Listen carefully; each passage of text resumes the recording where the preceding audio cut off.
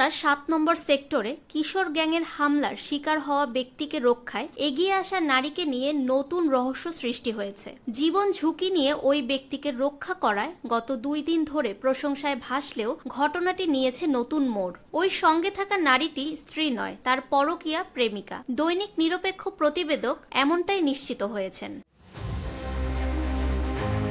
সোমবার রাত তখন 9টা। রাজধানীর উত্তরার ৭ নম্বর সেক্টরের মার্কেট থেকে বের হয়ে মোটর সাইকেলে করে বাড়ির দিকে যাচ্ছিলেন এক দম্পতি। হঠাৎই কিশোর গ্যাংয়ের খপ্পরে পড়েন তারা। এ সময় ওই ব্যক্তিকে রামদা দিয়ে কোপাতে আসে হামলাকারীরা। নিজের জীবন বাজি রেখে স্বামীর প্রাণ বাঁচাতে সামনে দাঁড়ান তার স্ত্রী।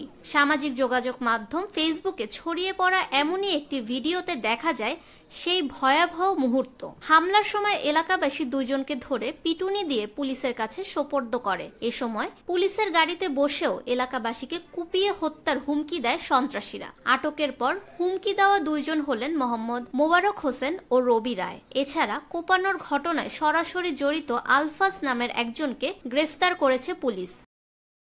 জনসম্মুখে দম্পতিকে কোপানোর ভিডিওতে দেখা যায় ক্ষিপ্ত হয়ে 2 সন্ত্রাসী ওই দম্পতিকে রামদা দিয়ে হামলা করেছে। এ সময় ওই নারীকে হাত জোর করে স্বামীর প্রাণ ভিক্ষা চাইতে দেখা যায়। ওই নারীর আত্মচিৎকারে আশেপাশের লোকজন ছুটে আসে। পরে ভুক্তভোগী ওই দম্পতিকে উদ্ধার করে স্থানীয়রা।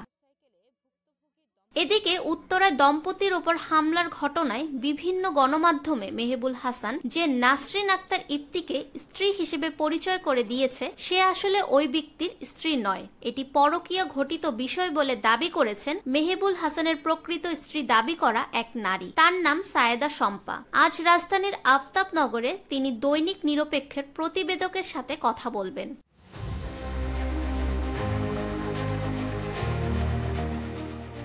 ফাহমিদা বিনতে আনোয়ার, নিরপেক্ষ নিউজ ডেস্ক, ঢাকা।